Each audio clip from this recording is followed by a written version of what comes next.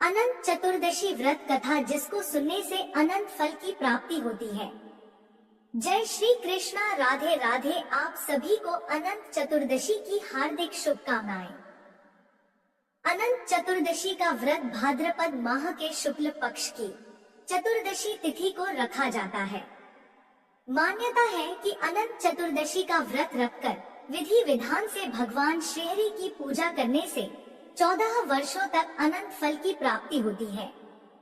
गणेश चतुर्थी के 10वें दिन यानी अनंत चतुर्दशी को गणपति विसर्जन भी होता है।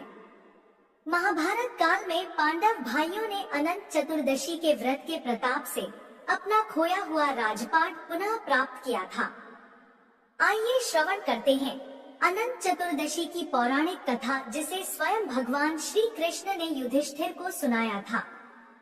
कथा को श्रवण करने से पहले कमेंट बॉक्स में जय श्री हरि विष्णु या अनंत देव भगवान की जय अवश्य लिखें। सूत जी ने शौनक आदि ऋषियों से कहा कि पूर्व समय में मां गंगा के तट पर धर्मराज युधिष्ठिर महाराज ने जरासंध के वध के लिए राजसूय यज्ञ को आरंभ किया। युधिष्ठिर ने भगवान श्री कृष्ण के साथ भीमसेन, अर्जुन आदि भाइयों के साथ अनेक रत्नों से शोभित मोती जड़ी हुई स्वर्ग के तुल्य बड़ी विशाल यज्ञशाला बनवाई और उसके लिए सब राजाओं को अनेक प्रकार से जीत कर ले आए। एक समय गांधारी और राजा धृतराष्ट्र का पुत्र, जो दुर्योधन नाम से विख्यात था, वह उस यज्ञशाला में आकर प्रांगण में जल की प्रतिमा देखकर वस्त्र को ऊंचा कर उस जगह धीरे धीरे चलने लगा। यह देखकर द्रौपदी आदि श्रेष्ठ स्त्रियां हंसने लगी और दुर्योधन आगे जल को भूमि जानकर उसमें गिर गया। यह देख सब राजा लोग तथा तप रूप धन वाले ऋषिगण और द्रौपदी आदि सुंदर नेत्र वाली स्त्रियां भी हंसने लगी। यह देखकर महाराजा दुर्योधन अत्यंत क्रोधित होकर अपने मामा शकुनी के साथ अपने राज्य में जाने के लिए उद्यत हुआ। उस समय शकुनी ने अत्यंत मधुर वचन से कहा कि हे राजन, आगे बहुत कार्य करना है, इसलिए आप महाक्रोध का त्याग करें। हे राजेंद्र, यज्ञशाला से अपने घर जाने के लिए उठिए। तब ऐसा ही सही कहकर दुर्योधन यज्ञशाला से घर चला आया। सब राजा गण भी यज्ञशाला से अपने अपने राज्यों में चले गए। तदनंतर दुर्योधन ने राजाओं के साथ दिल्ली यानी हस्तिनापुर जाकर राजा पांडु के श्रेष्ठ पुत्र युधिष्ठिर, भीमसेन, अर्जुन आदि को बुलाकर अपने राज्य में प्रसन्न होकर जुआ खेलने लगा। उस जुए में छल से दुर्योधन ने पांडवों का संपूर्ण धन और राज्य आदि जीत लिया। तदनंतर भ्राता सहित युधिष्ठिर महान विपत्तियों को प्राप्त हो जंगलों के बीच वंचर जो भिलाद हैं, उनके सदृश रहने लगे। पांडवों के इस समाचार को सुनकर श्री कृष्ण वहां गए। सूत जी ने शौनक आदि ऋषियों से कहा कि दुख से अत्यंत दुर्बल पांडव लोग वन में रहते हैं। महात्मा श्री कृष्ण को देखकर क्रम से पूजन आदि और प्रणाम कर राजा युधिष्ठिर बोले कि हे प्रभु, भाइयों सहित हमको यह दारुण दुख प्राप्त हुआ है। इस दुख रूपी सागर से हम कैसे छुटकारा पाएंगे, सो कहिए। हम कौन से उत्तम देवता का पूजन करें अथवा कौन सा व्रत करें जिससे हमें राज्य मिले? हमारा हित तो आप ही की कृपा से होगा। ऐसा सुनकर भगवान श्री कृष्ण बोले कि हे युधिष्ठिर, पुरुषों और स्त्रियों के समस्त पापों को नष्ट करने वाला अत्यंत उत्तम एक अनंत नामक व्रत है, जो भाद्रपद मास में शुक्ल पक्ष की चतुर्दशी तिथि को होता है। उस व्रत के अनुष्ठान मात्र से संपूर्ण पापों का नाश हो जाता है। ऐसा सुनकर राजा युधिष्ठिर ने कहा कि हे वासुदेव, आपने जो अनंत व्रत कहा वह क्या शेषनाग का अथवा अनंत नाम के नक्षत्र का व्रत है या अनंत परब्रह्म का यह व्रत है? हे केशव, यह अनंत किस देवता का नाम है? वह सत्य सत्य कहिए। युधिष्ठिर की बात सुनकर श्री कृष्ण भगवान बोले कि हे धर्मराज, अनंत हमारा ही नाम है, इसे हमारा ही स्वरूप जानो।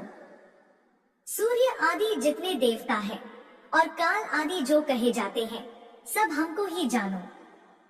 कला, काष्ठा, मुहूर्त आदि, दिन, रात्रि तथा यह सब जितने शरीर वाले प्राणी हैं तथा पक्ष, मास, ऋतु, वर्ष, युग और काल आदि की व्यवस्था सब मुझी को जानो। यह जो मैंने कला आदि कहा है वह इस अनंत नाम से प्रसिद्ध है। मैं भूमि का भार अल्प करने के लिए इस कृष्ण नाम से अवतरित हूँ। दानवों का नाश तथा साधु पुरुषों की रक्षा के निमित्त मुझे वासुदेव के कुल में भी उत्पन्न जानो।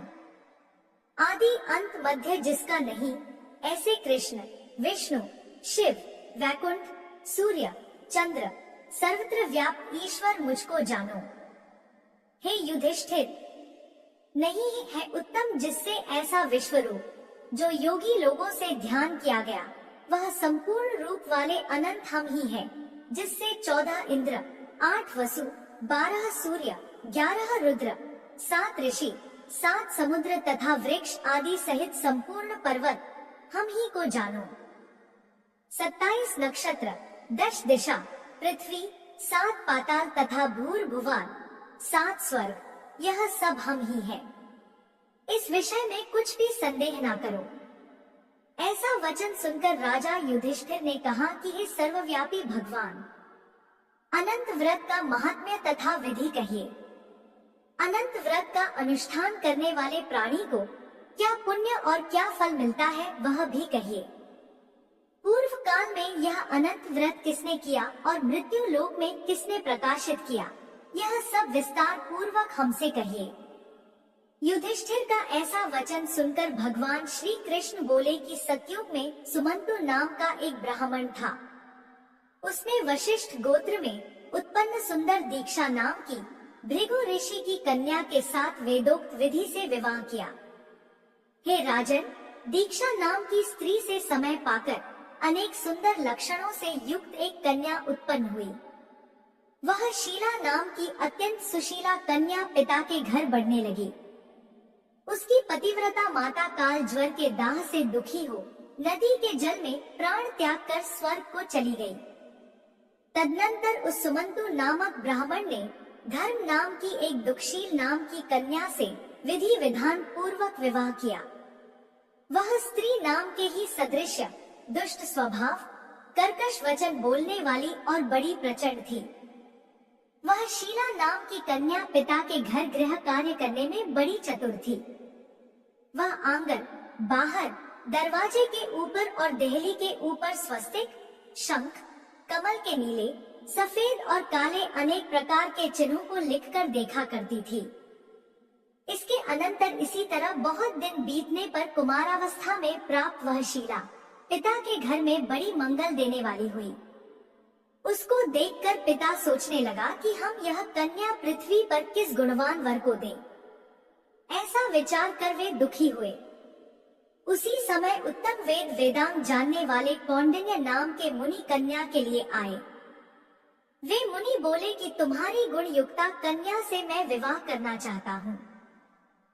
ऐसा सुनकर पिता ने शुभ दिन में ब्राह्मणों में इंद्र तुल्य कौंडिन्य मुनि को अपनी कन्या दे दी। श्री कृष्ण ने कहा कि हे धर्मराज, सुमंतु ने वेद विधि से उसका विवाह कर दिया। उस समय वहाँ पर स्त्रियां गीत गाने लगी और ब्राह्मण लोग स्वस्ति वाचन करने लगे और बंदी जयघोष करने लगे। इसी प्रकार विवाह कर सुमंतु ब्राह्मण अपनी कर्कशा स्त्री से बोला कि दामाद के संतोष के लिए कुछ द्रव्य आदि दहेज में देना चाहिए। ऐसा सुनकर वह कर्कशा क्रोध से घर की शोभा बिगाड़कर संपूर्ण द्रव्य आदि एक पेटी में अच्छी तरह बंद कर दामाद से बोली कि आप अपने घर जाइए, हमारे घर में कुछ भी द्रव्य नहीं है। यदि विश्वास ना हो तो देख लीजिए। भगवान श्री कृष्ण ने राजा युधिष्ठिर से आगे कहा कि हे पार्थ, ऐसा सुनकर वे मुनि उदास हुए और वह कन्या भोजन से बचे हुए अन्न आदि को मार्ग में खर्च करती गई। कौंडिन्य मुनि भी इस सुमंतु की कन्या शीला को बैलगाड़ी पर बैठाकर स्नेह स्नेह चलने लगे। जाते जाते पुण्यदायक यमुना नदी को देखकर उसके किनारे रथ खड़ा कर शिष्यों को नियुक्त कर वे स्नान संध्या आदि करने गए। मध्याह्न के समय भोजन का समय जानकर रथ से उतरकर नदी के किनारे उस शीला ने लाल वस्त्र पहने हुए स्त्रियों के झुंड को देखा। उन स्त्रियों के समूह को चतुर्दशी के दिन श्री जनार्दन भगवान का पूजन करते हुए देख उनके पास जाकर शीला धीरे से पूछने लगी, तुम लोग यह क्या कर रही हो? इस व्रत का क्या नाम है? ऐसा सुनकर उन स्त्रियों ने कहा कि यह अनंत का व्रत है, हम अनंत भगवान को ही पूजते हैं। ऐसा सुनकर शीला बोली, मैं भी यह उत्तम व्रत करूंगी। इस अनंत व्रत की क्या विधि है और यह व्रत किस प्रकार का है? इसमें क्या दान होता है?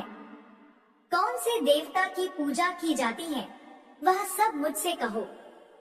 ऐसा सुनकर वे स्त्रियां बोली, हैं शीले, उत्तम अन्न को प्रस्थ मात्र यानी एक शेर लेकर मालपुआ आदि पकवान बनाकर आधा ब्राह्मण को देवे और आधा स्वयं भोजन करें।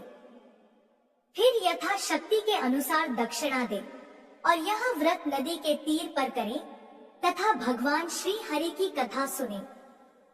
कुशा के शेष नाग को बनाकर बांस के पात्र में रखकर फिर स्नान कराकर मंडप के भीतर भगवान का विधि विधान से पूजन करें। चंदन, पुष्प, धूप, दीप और अनेक प्रकार के नैवेद्य आदि में मिष्ठान सहित रखें। उनके आगे मजबूत सूत का डोरा केसर रंग में रंग कर 14 गांठ देकर बाएं हाथ में बांधे। प्रथम यह स्मरण करें कि हे वासुदेव, नहीं है अंत जिसका, ऐसे संसार रूपी महासागर में डूबे हुए मेरी अच्छी तरह उद्धार करो और अपने अनंत रूप में लीन करो। हे सूत्र रूपी अनंत भगवान, आपको बारंबार नमस्कार है। ऐसा स्मरण कर सूत्र रूपी अनंत भगवान को बाएं हाथ में बांधकर स्वस्थ चित्त हो भोजन करें। संसार रूपी अनंत नारायण भगवान का ध्यान तथा पूजन कर अपने घर जाए। हे भद्रे, यह व्रत तुमसे कहा। भगवान श्री कृष्ण युधिष्ठिर से बोले कि हे राजन, प्रसन्न चित्त मन से ऐसा व्रत विधान सुनकर वह शीला भी सुंदर डोरे को हाथ में बांधकर व्रत करने लगी। जैसा 14 गांठ देखकर बाएं हाथ में बांधना कहा है, वैसा बांधकर अपने भोजन का आधा ब्राह्मण को दे, अवशिष्ट स्वयं खाकर फिर प्रसन्न हो। पति के साथ बैलगाड़ी द्वारा अपने घर को गई। तब से शुभ शकुनों पर विश्वास हो गया। वह अनंत व्रत करने से गोधन और धन धान्य आदि से भरपूर घर हो गया। वह सोने में ग्रथित माणिक्य और मोतियों के हारों से भूषित और अतिथि पूजन में सदैव व्याकुल रहती थी।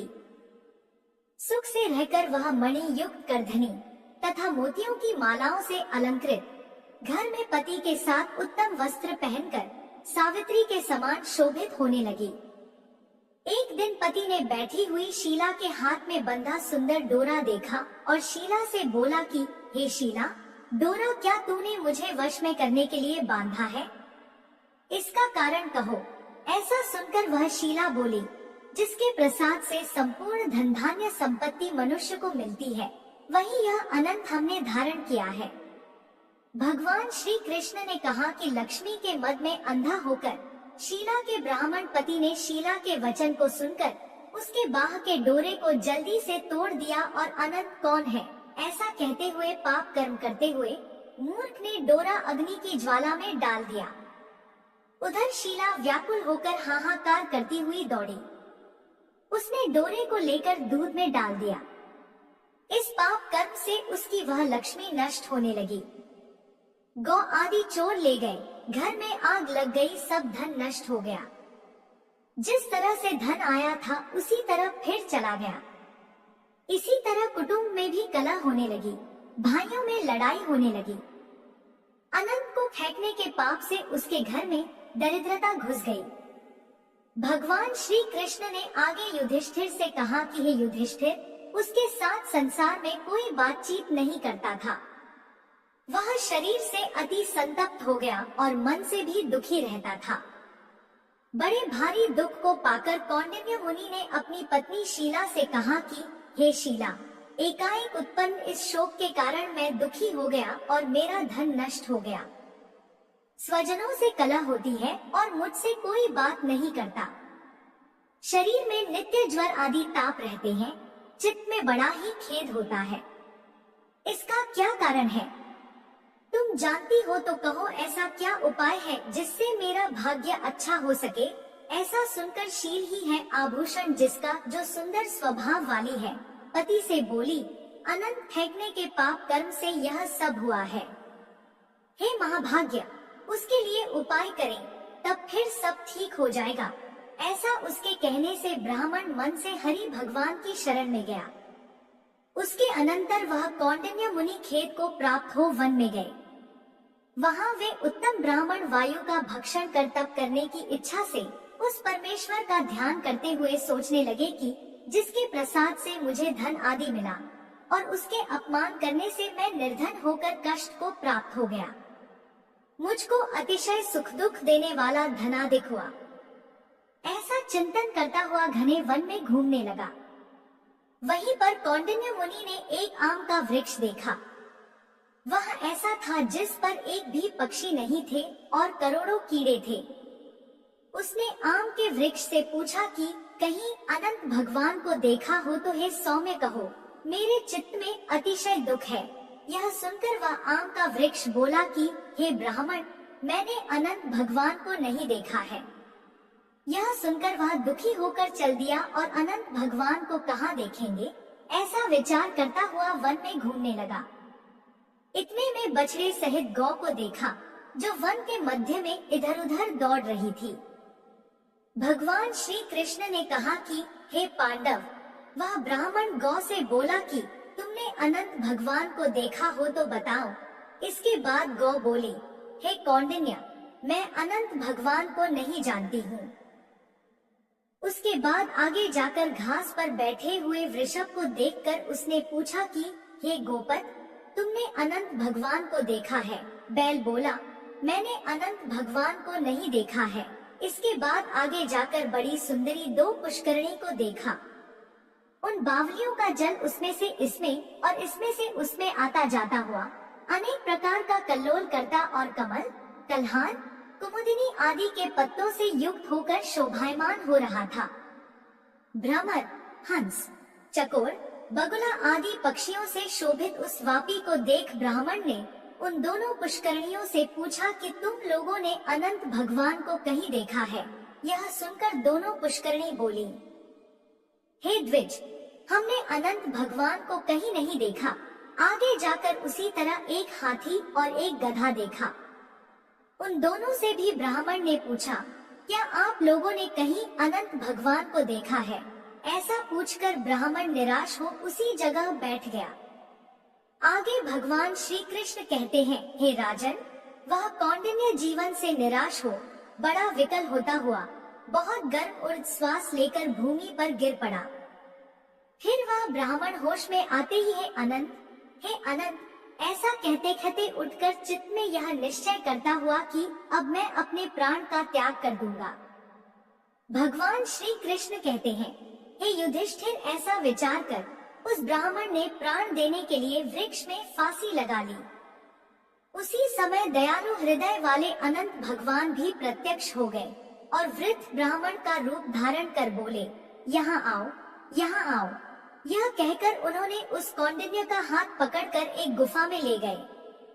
उस गुफा में कौंडिन्य मुनि ने एक नगर देखा, जिसमें सुंदरवान स्त्री पुरुष विद्यमान थे और शुभदायक दिव्य सिंहासन पर भगवान बैठे थे, जिनके अगल बगल शंख, चक्र, गदा, पद्म और गरुड़ शोभायमान हो रहे थे। कौस्तुभ मणि धारण किए हुए, वरमाला आदि अनेक प्रकार के आभूषण धारण किए हुए विश्वरूप अनंत भगवान को उस कौंडिन्य मुनि ने देखा। अतिशय प्रकाशमान स्वरूप वाले भगवान को देखकर उन्होंने ऊंचे स्वर में कहा, हे प्रभु, आपकी जय हो। ऐसा कहकर तथा प्रणाम कर बोले, हे नाथ, हे पुंडरीकाक्ष, हम पाप रूप पाप कर्म करने वाले हैं। हमारी आत्मा पाप रूप है और हम पाप ही से उत्पन्न हैं। आप हमारी रक्षा करें। आप मेरे संपूर्ण पापों को हरने वाले हैं। उस मुनि के ऐसे वचन सुनकर अनंत देव भी बड़े कोमल वचन से बोले, हे विप्रेत, मत डरो। जो तुम्हारे मन में हो निसंकोच होकर कहो। ऐसा सुनकर कौंडिन्य मुनि बोले, हे प्रभु, मैंने धन से उन्मत्त होकर अनंत का डोरा तोड़ दिया। उस कर्म से मेरा धन नष्ट हो गया। घर में अपने कुटुंबियों से कलह होती है, जिस कारण मुझसे कोई भी नहीं बोलता। इस तरह दुखी होकर आपके दर्शन की इच्छा से मैं वनों में भटक रहा हूँ। हे देवेंद्र, आपने मुझ पर कृपा कर अपना दर्शन दिया। अब मुझ पर दया करके उस पाप की शांति का उपाय कहिए। श्री कृष्ण कहते हैं, हे युधिष्ठिर, भक्ति से प्रसन्न हो देवता क्या नहीं देते। ब्राह्मण के ऐसे उत्तम वचन को सुनकर अनंत भगवान कहते हैं, हे कौंडिन्य, तुम विलंब मत करो, अपने घर जाओ और भक्ति के 14 वर्ष तक अनंत का व्रत करो। इससे संपूर्ण पापों से छूटकर पुत्र पौत्र को उत्पन्न कर इच्छित भोगों को भोग कर उत्तम सिद्धि को प्राप्त करो। अंत में मेरा स्मरण कर मुझको बिना संदेह प्राप्त कर सकोगे। हम संपूर्ण लोगों के कल्याण के लिए तुम्हें वरदान देते हैं। यह अनंत व्रत आदि श्रेष्ठ आख्यान और कल्याण करने वाला है। जो प्राणी अनंत चतुर्दशी का व्रत करके इस कथा को सुनेगा, वह शीघ्र ही समस्त पापों से छूटकर परम गति को प्राप्त होगा। अनंत देव ने कहा, है ब्राह्मण, मेरे पास जिस मार्ग से तुम यहाँ आए हो, उसी मार्ग से तुम जल्दी घर जाओ।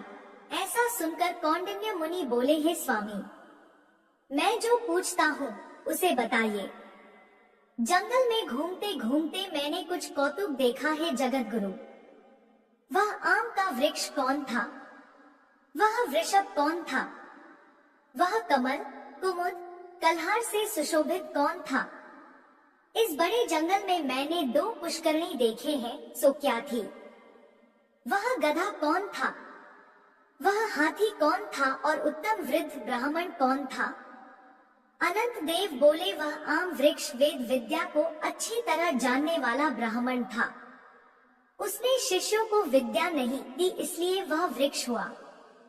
और जो गौ देखी थी वह बीज को खाने वाली पृथ्वी थी। और जो घास पर वृषभ देखा था वह सत्यनारायण धर्म था। और धर्म अधर्म आदि जो कुछ भी परस्पर देती और लेती रही, तथा वेद पाठ करने वाले ब्राह्मणों को नहीं दिया, भिक्षुओं को कभी भिक्षा नहीं दी, उस पाप कर्म से दोनों का जल आपस में इधर का उधर होता है। गधा जो देखा वह क्रोध था, और वह जो हाथी था वह अभिमान रहा। वह ब्राह्मण जो था वह अनंत हम है, और जो गुफा रही वह कठिन संसार है। अनंत देव ऐसा बताकर उस जगह से अंतर्ध्यान हो गए। यह सब स्वप्न के समान देखकर उस जगह से मुनि अपने घर को आए और 14 वर्ष तक अनंत व्रत किया। जैसा अनंत देव ने कहा था, वह सब सुख भोग कर अंत में वह अनंत देव का स्मरण कर अनंत लोक को चले गए। हे राज ऋषि, तुम भी यह कथा सुनो और व्रत करो।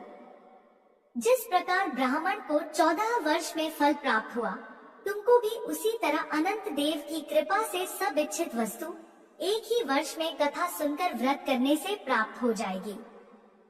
हे राजन, व्रतों में उत्तम व्रत मैंने कहा, जिसको सुनकर सभी प्राणी सब पापों से छूट जाते हैं, अर्थात मुक्त हो जाते हैं। इसमें संदेह नहीं है और हरि चरणों को प्राप्त होते हैं। हे गुरुकुल में उत्पन्न युधिष्ठिर, जो शुद्ध विचार करने वाले प्राणी संसार रूपी गुफा में सुख से फिरने की इच्छा करते हैं, वे तीनों लोकों के स्वामी अनंत देव का पूजन कर डोरे को दाहिने हाथ में बांधते हैं। बोलिए श्री अनंत देव भगवान की जय। इस प्रकार यह व्रत कथा संपूर्ण हुई। जय श्री अनंत देव। अगर वीडियो पसंद आई तो हमारे चैनल को सब्सक्राइब करें। धन्यवाद।